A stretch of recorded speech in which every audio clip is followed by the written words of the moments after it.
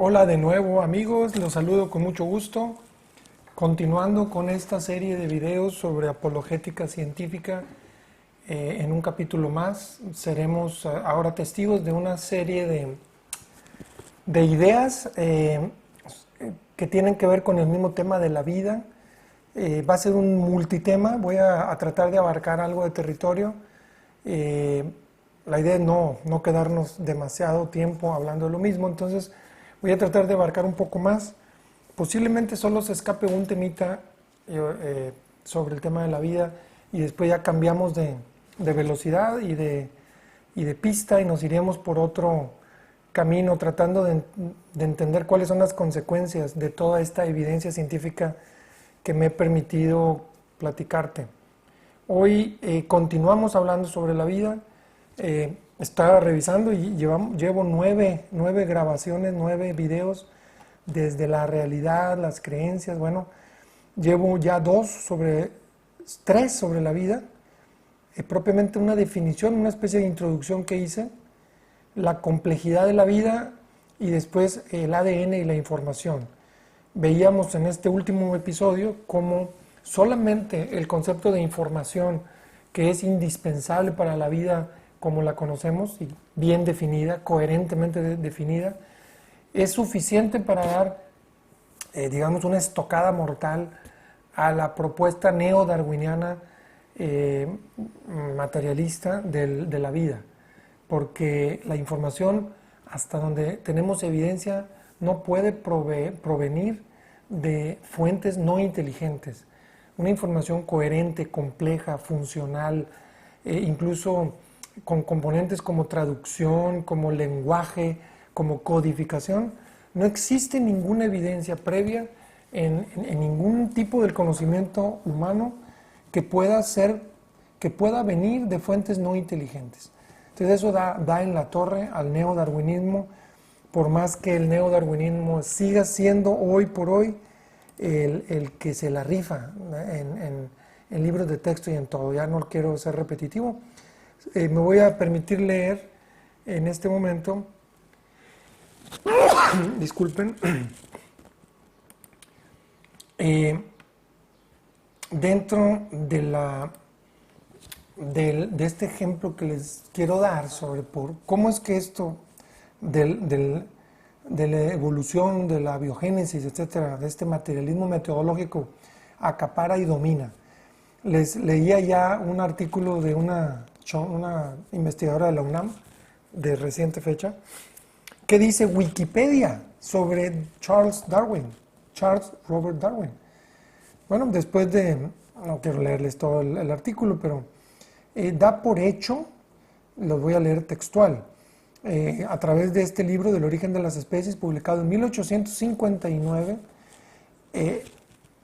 a través de algunos ejemplos interesantes de estos pajaritos, de estos fichis que estaban en las Galápagos, que él documentó cómo a través de la modificación de alimentos, pues sus picos iban cambiando de cierta forma a otra. Propone la teoría de la evolución, mediante la cual, a través de procesos de selección natural, explica toda la síntesis evolutiva moderna de la vida. Con sus modificaciones, los descubrimientos científicos de Darwin aún siguen siendo el acta fundacional de la biología como ciencia, puesto que constituyen una explicación lógica que unifica las observaciones sobre la diversidad de la vida. Es absolutamente claro que tanto libros de texto como profesores de todos los campos, de todos los niveles académicos, tienen este concepto como lo único y lo que hay y lo oficial, y dice aquí fundacional, o sea, es lo que fundamenta toda la biología moderna. Tú juzgarás al final de este video y de estos anteriores si esto sigue siendo válido a la luz de lo que te quiero platicar y que someto a tu escrutinio y a tu debate y a tu crítica. Si hay algo que diga que es mentira, por favor, házmelo saber, porque no quiero estar en el error. Quiero ser muy honesto en el sentido de solo hablar de ciencia, de descubrimientos duros, etcétera. Las conclusiones vendrán después, es inevitable llegar a ellas, pero por ahora nos queremos seguir quedando en la ciencia pura. Voy a empezar por el ladito de la evolución, pero después voy a hacer una especie como de lluvia de ideas de lo que es en sí la teoría que propone el materialismo metodológico y cómo es que la realidad, la evidencia nos muestra cosas y ustedes juzgarán si hay más o menos coherencia o no. Y yo creo que aquí sí, como en ningún otro de los campos que he platicado, tienes que leer, tienes que ir tú a las fuentes y olvídate de los científicos dijeron, porque pues te vas a quedar con lo que te quieren recetar y vas a hacer una hoja seca que se la lleve el viento y pues ánimo con eso y con lo que saques de eso. ¿Qué es la evolución? La evolución es cambio. Muchos insisten en separar de manera tajante el origen de la vida y su problemática de la evolución, que la manejan como algo más sólido, es una piedra dura, ciencia dura, consolidada, pero desgraciadamente es imposible separarlo. Alguien diría, ¿cómo evolucionó el primer ser vivo? Como el mismo título del libro de Darwin, El origen de las especies, ¿cómo fue el origen de la primera especie que existió?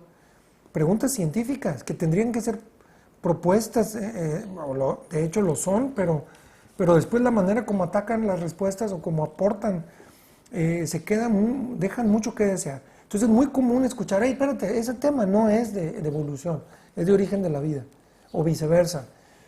Y es interesante porque es una forma de defenderte. Aparte te dicen, hey, tú no eres experto, abusado, tú no tienes licencia para hablar de eso, tú no sabes. Y te descartan inmediatamente, a veces de manera grosera o la mayoría de las veces. Entonces sí, efectivamente, evolución es cambio. ¿Existe cambio en toda la vida? Claro que lo hay. Tuvo que haber habido cambio de la química a la química orgánica, a la bioquímica, para finalmente dar paso a la vida. No hay duda de eso. Yo creo que hay suficiente evidencia que muestre por todos lados el cambio y el perfeccionamiento de la vida. Es posible que la forma como propone Darwin, que son básicamente dos grandes conceptos, que es random mutations, que son mutaciones aleatorias, y selección natural, es decir, la supervivencia del más apto, digamos, todas estas mutaciones creando cambios, y los cambios que favorecían al individuo fueron los que prevalecieron. Finalmente las especies y los organismos que quedaron son los que lograron capitalizar de manera ciega, aleatoria, sin ningún propósito, estos cambios que fueron absolutamente ciegos, no guiados a través de procesos random o aleatorios, al azar. Entonces, y bueno, pues esto nos lleva a interpretar la expectativa, lo que buscamos dentro del registro fósil, pensando en un ancestro común que provino de este primer ser vivo, y aquí empieza a tronar la propuesta, porque ahorita veremos en la otra lista de lluvia de ideas pues que no, que tenemos posiblemente una primera bacteria, pero después hubo células fotosintéticas y tuvimos eucariotas y procariotas con cambios tremendos, profundos, complejísimos, que no hay ninguna evidencia de paso entre una y otra. Bueno, eso fue un ejemplo rápido que tiro al aire. Entonces, un ancestro común, estaríamos esperando, la expectativa sería un árbol de la vida, en donde hay uno y después ya se va bifurcando. Susodicho árbol, aparte que hay muchas versiones o varias versiones, depende con qué regla lo midamos y ya tenemos diferentes propuestas o versiones. Cambia como si cambiaran calzones y no tiene nada de árbol, sino de pronto conectan cosas ahí arbitrariamente, en fin. Cuando uno le mete, aunque sea laico completamente y que no tenga idea, ni esté muy lejos de ser un científico, puedo asegurar que son puras patrañas y reto a cualquiera a entrarle a este debate. Solo la explosión del Cámbrico pone en entredicho esto que acabo de decir del árbol de la vida. Solo la explosión del Cámbrico, anótalo, búscalo, googlealo y verás de lo que hablo. Entonces sí, efectivamente, evolución, claro que existe, claro que es real y claro que está ahí, pero es una evolución, yo diría, con la E minúscula al inicio. Es una evolución que algunos llaman microevolución. Hay un cambio, una adaptación al medio que proviene ya de una información tremendamente compleja, profunda y que no terminamos de entender, que da un cúmulo de posibles variantes dentro del fenotipo, dentro de las adaptaciones que es capaz un organismo, y que seguramente sucedió en este pajarito que está en las Galápagos, pero pasa con nosotros y con mucha gente. Digo, con muchos organismos, con muchas especies. Hay una adaptación, hay cambio, pero es un microcambio dentro de un paquete que le llamo especie. Es una especie que es como una unidad muy clara, con límites muy claros, con una información tremendamente compleja y que da para muchos microcambios dentro de ella, y eso es lo que la evidencia nos muestra. No hemos visto ninguna especie nueva surgir, hemos visto cambios dentro de las mismas especies, y yo reto a alguien a que ponga aquí en la mesa cualquier ejemplo. Hablan de la mosca de la fruta, pero que tú puedas inyectar un pedazo de ADN por ahí y hacer algún cambio, no estás creando ninguna especie nueva. Yo creo que aquí tendremos que entender o las letras chiquitas o las falacias que pueden estar dentro de los mismos papers científicos. Ojo con eso. En fin, por ahí está esa propuesta. Nos vamos directamente a esta lluvia de ideas que les prometí. Yo le he llamado, pues sí, materialismo, naturalismo metodológico, y cómo es que choca contra la propuesta oficial del libro de texto que está por ahí, ofertada todavía como la piedra fundacional de la biología. ¿Qué dice Darwin? Bueno, repito, ancestro común, cambios basados en mutaciones aleatorias y selección natural, supervivencia del más apto, cambios pequeños, muy pequeños, a grandes escalas de tiempo. Todo esto es el paquete del materialismo metodológico que está por ahí. De alguna u otra manera esto debe de aplicar para el origen de la vida, si no ya estamos en un problema grave con Darwin y la evolución. Entonces, pues esto tendría que ir en el paquete de la abiogénesis, como propuesta para la parte de la primera vida o del origen de la vida, cosa que los científicos honestos ya descartaron completamente. Se quedan con algunas cosas locas como la panspermia, que no es otra cosa más que mandar el problema fuera de la Tierra, a ver de dónde pudo haber surgido, porque aquí no sabemos cómo. Y otras más, un poquito más complejas que dejan por ahí a los seculares, ¿no? A los que no somos científicos, pues un poco mudos, y es cuando manejan términos de entropía y de energía en un sistema y de orden, y luego lo comparan con cristales muy bonitos. Y bueno, hay muchas teorías ahí, pero cuando uno analiza el tipo de complejidad y el tipo de información requerido para la vida y es honesto científicamente, se rompe muy rápido.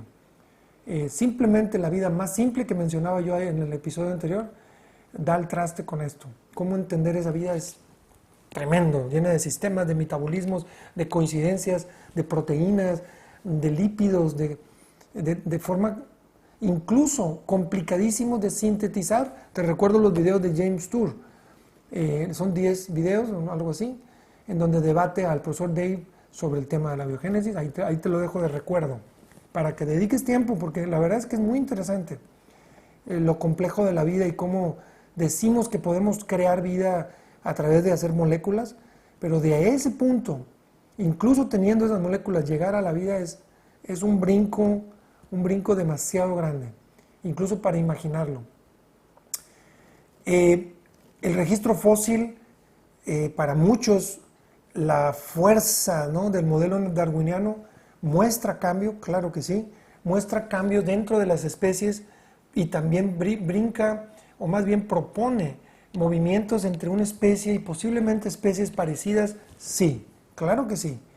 La gran pregunta es si los mecanismos que ellos proponen como causales o causantes de estas nuevas especies son suficientes. Si las mutaciones aleatorias en el tiempo, que no es infinito, es limitado, 13.800 millones de años para el Big Bang, pero solamente 3.800 para la primera vida, 3.800 millones de años, es suficiente para crear toda la biodiversidad y la complejidad de aparatos, de tejidos, de huesos, de funciones de los organismos vivos. Esa es la pregunta. Ya mucha gente admitió que no, y han hecho estudios simplemente con el tema de las proteínas, que era un tema que yo quería así verlo aparte. lo voy a dejar pasar, lo menciono de pasadita, solo para que una sola proteína, a través de procesos aleatorios, codificando o no el ADN, es decir, partiendo del ADN, que lo haría doblemente complejo, o yéndote directamente a la proteína como tal, un ribosoma, el colesterol, perdón, la hemoglobina, la proteína que está en los músculos del cuerpo, la que quieras, la más simple. Y tú te pones a unir las piezas del Lego para formarla y no te da el tiempo, no te da el tiempo, estás fuera de probabilidad. Cuando lo haces con honestidad científica no puedes llegar a otra conclusión. ¿Cuál es la realidad? ¿Cuál es la evidencia? La evidencia incluye cosas como complejidad funcional metabólica altísima, proveniente de la información. La vida tiene personalidad, es como si cada especie haya sido creado bajo la dirección de una inteligencia, de un diseño inteligente, pero con personalidad, con toques, con matices, no es tan monótona. La vida es una obra de arte. La inmensa mayoría de las especies, y las que no las consideramos obras de arte es que no las entendemos del todo. Por lo tanto, hay una biodiversidad abrumadora, tan abrumadora que los científicos, después de muchas décadas de registrar la vida, estamos todavía muy lejos de terminar de registrar lo que ha sido la vida y lo que es la vida hoy. Muchísimos insectos, muchísimas especies, sobre todo en el mar, no documentadas. Color, forma, belleza, diseño, sin objetivos de supervivencia, simplemente algo que le da personalidad y que hace a cada especie sui generis. Eficiencia y eficacia, una ergonomía tremenda, incluso que raya, que propone a la misma tecnología moderna de diseño del hombre muchos modelos tremendamente superados por la propia naturaleza, superados por nosotros que somos seres inteligentes y que estamos en mejora continua, ¿no?, a través de la tecnología. Obviamente esta complejidad y esta mejora muestran rasgos de continuidad que ha venido sucediendo desde la primera forma de vida. Lo que sí es cierto es que estos cambios en muchas ocasiones son cuánticos, son cambios, digamos, de orden de magnitud en complejidad. Puede ser el caso de las células fotosintéticas en relación a las no fotosintéticas, o estas células procariótidas y eucariótidas. Tú ves los cambios y ves, es un brinco tremendo sin ninguna conexión, ningún proceso ahí de descendencia común. Son cambios tremendos.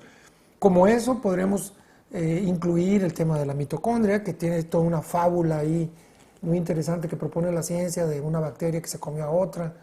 Muy bonita historia, pero cuando uno lo analiza es pura fantasía. Una bacteria no quiere ser mitocondria, y una mitocondria es un tejido complejísimo que metaboliza la energía, que produce ATPs complejísimo, con una serie de funciones ahí. Y bueno, eso es una parte que es tremenda, es cómo lo sorteas. Pero por otro lado, ¿cómo codificas la manufactura de nuevas mitocondrias? Hasta coraje da que se lo propongan a uno. Bueno, lo entiendes cuando estás metido en la camisa de fuerza del materialismo metodológico. ¿Qué más? Voy a irme un poco rápido porque son muchas cosas, ya llevo 19 minutos. Muchas apariciones súbitas de complejidad, pero es una complejidad que va acompañada de un paquete de información coherente, funcional, incluso con estas características de ser copiable, mejorable, conservable, incluso corregible, tremendo. Entonces no es cualquier cosa, no es, mira, le salió un ala al pajarito. No, ¿cómo programas la vida o el ser anterior para que esta nueva especie tenga ese pico, o ese ala, o ese hueso, o esa uña, o en lugar de plumas que tuviera escamas? No es sencillo, es mucha información y es tremendamente compleja, porque involucra proteínas. Y ya veíamos, ahorita lo introduje, pero también por ahí muchos videos en YouTube sobre cómo es que las proteínas, que son tienen 4 dimensiones. Ya lo entenderán cuando lo analicen. Primero son cadenas, y después esas cadenas se pliegan y después se pliegan y terminan por ser máquinas, nanomáquinas tremendas. Esta biodiversidad tiene características geográficas muy concretas, sí, claro. Ya cuando la vida surgió y el diseño inteligente y este diseñador inteligente logra, digamos, establecer el proceso de mejora continua, estamos en el tiempo, en el espacio y en el planeta Tierra. Es increíble, pero eso es lo que la evidencia nos muestra, y no hay duda de eso. Esto puede ser utilizado también por los darwinianos, obviamente, por los darwinistas. Este metabolismo del que hablo, que son procesos químicos complejísimos que involucran múltiples moléculas y múltiples rutas metabólicas, mucho más complejo de lo que te puedo platicar, desde el principio de la vida están presentes, desde el origen de la vida. Esto también explota la cabeza porque, por ejemplo, el ribosoma, te platicaba en algún episodio anterior sobre el premio Nobel, creo que en 2009. El ribosoma tiene 1 millón de átomos, tiene 2 componentes, es la impresora 3D de la vida. Bueno, ese ribosoma, cuando el primero que pudo haber existido, no dista mucho del que ahorita está dentro de tus células. Ahorita fabricando el músculo del entrenamiento en la mañana. Estás fabricando proteínas gracias al ribosoma. El ribosoma es una nanomáquina formada de átomos creados desde el Big Bang, los mismos. No hay nuevos átomos, están todos hechos desde entonces, que son posibles, que su existencia es gracias al fine tuning. Todo está conectado y es tremendo. Pero esta molécula ribosoma, googleala, obsérvala y trata de pensar si eso pudo haberse sido hecho al azar. Ribosomas existen desde la primera vida. No puede haber vida sin ribosomas y no puede haber vida sin proteínas. Por eso es que están unidos y sin ADN. Saca tus deducciones. ¿Esto es aleatorio? ¿Esto pudo ser al azar? Pues si crees en Santa, bueno, ahí está, tú sabes. No quiero ser rudo, pero sí da coraje, sí da mucho coraje. ¿Por qué, si la propuesta darwiniana es de estos pequeños pasos evolutivos, por qué no lo observamos? ¿Por qué no hay, gatos que ya están caminando hacia algo nuevo o seres humanos que estamos como muy fuertemente consolidados dentro de nuestra especie? A tal grado que esa especie se mantiene en homeostasis, corrige errores genéticos, y si esos errores genéticos brincan cierto umbral, ese ser vivo muere. Si hay mutaciones que sobrepasan cierto umbral, la muerte es el destino. No puede haber errores, es como los programas computacionales. Tú le mueves de más a un programa y ya no sirve. Y cuando digo no sirve está muerto, no puede existir. Y no hay ejemplos de que digan lo contrario. Entonces es un dato interesante para los darwinianos, si es que hay este proceso, ¿por qué son tan consolidadas las especies y cuidan tanto la fidelidad de la información contenida en ellas? Incluso con sistemas sofisticadísimos que no entendemos, de autocorrección, de copia, etc. Bueno, hay una complementariedad y una dependencia entre todos estos organismos vivos que hacen un poco complicada una coevolución, o más bien una evolución paralela. O sea, muchas especies van evolucionando, pero van dependiendo unas de otras. Entonces dices, bueno, pero pues esta era ciega, ¿no? No tenía por qué ir ayudándole a esta como alimento o para producir fulanita sustancia. Hay muchas cosas que en estas redes de la naturaleza no lo explica el proceso darwiniano. Lo que decía sobre el límite de las mutaciones, ¿qué más? Bueno, pues obviamente ejemplos sobran, como por ejemplo el ser humano. ¿Por qué el ser humano llegó a evolucionar hasta lo que somos, con inteligencia, con creatividad, con imaginación, con un sistema muy atenuado de instinto, que queda más bien a nivel de tendencias y que nos permite hacer cosas muy extrañas, buenas y malas? Muy raro, muy complicado armar y creer la teoría darwiniana con todo esto que les acabo de decir. Problemas reales muchísimos. La evidencia de ancestro común no la veo por ningún lado. La especiación o el cambio entre una especie y otra, pues también se teoriza muchísimo y te hacen modelos sofisticadísimos, pero puras palabras, puros teoremas o teorías, difícil de observar, con evidencia dura. Y sí, cuando hablo de que ha habido cambio en toda la biodiversidad, claro que lo ha habido. La pregunta es si ha sido por procesos random. Entonces no es que esté negando la evolución, ojo con esto, la evolución sí existe y ahí está, y es real. La pregunta es si todo el cambio, toda la vida ha venido de ahí.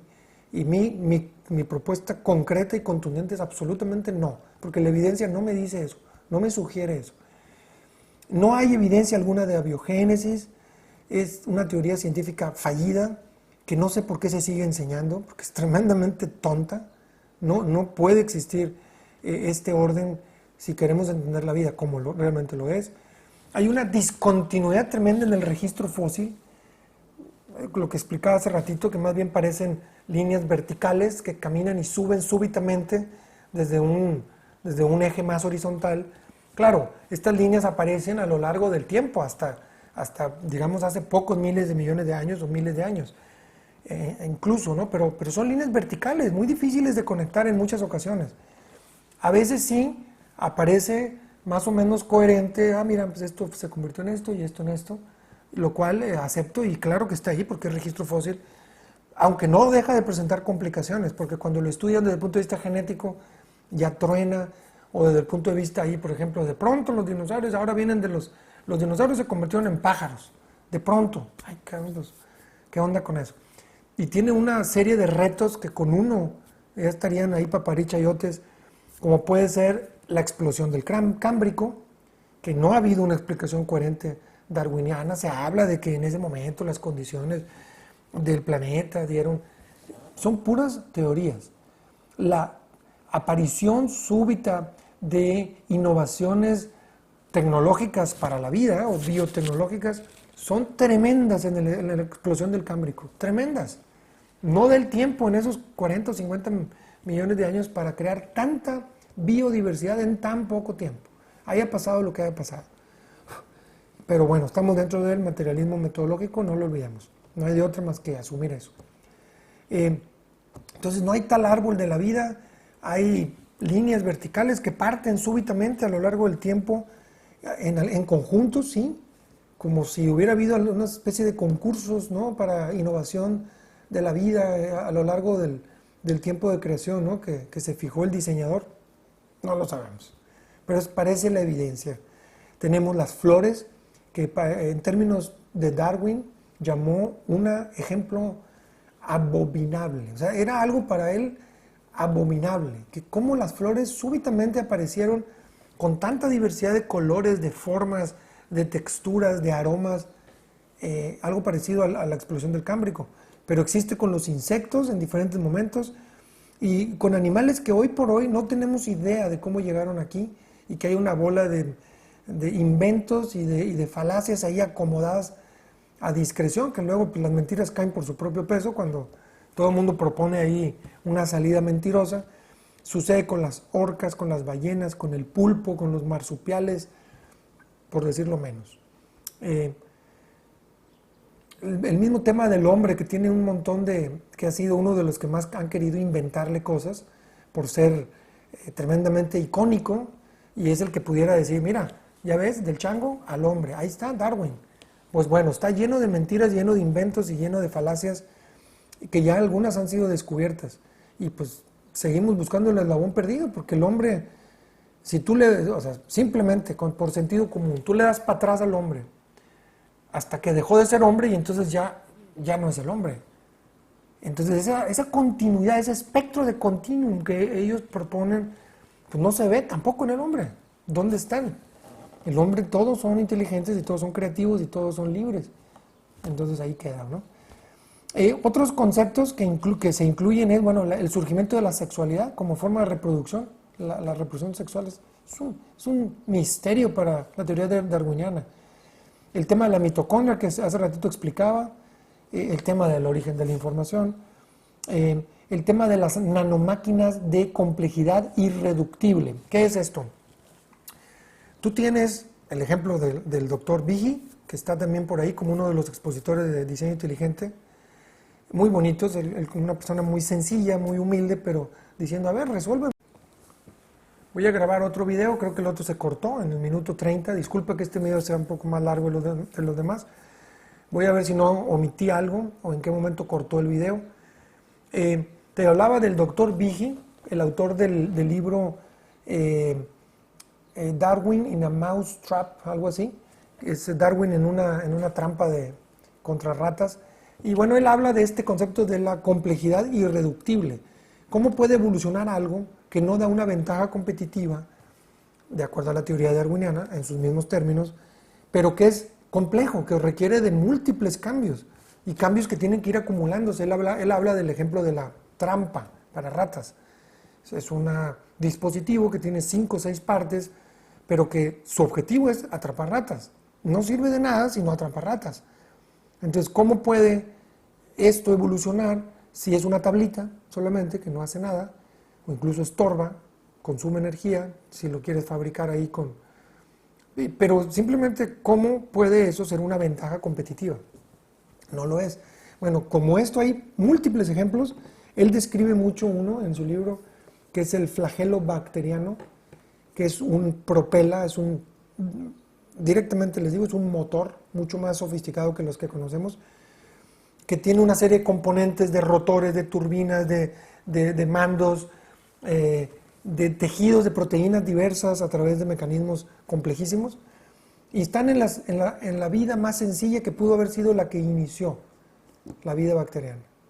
¿Cómo lo explica Darwin? ¿Cómo lo explica Darwin?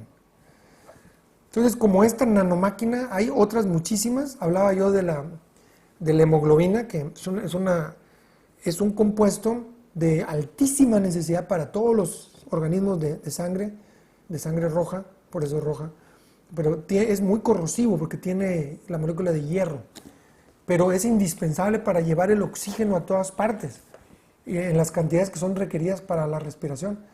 ¿Cómo fue la primera hemoglobina? ¿Cómo se creó? Si son una bola de componentes ahí ensamblados como si fuera esta cámara que tengo aquí enfrente. En fin, hay muchos videos, mucha información en YouTube, no te concluye lo que yo quiero proponerte en capítulos posteriores.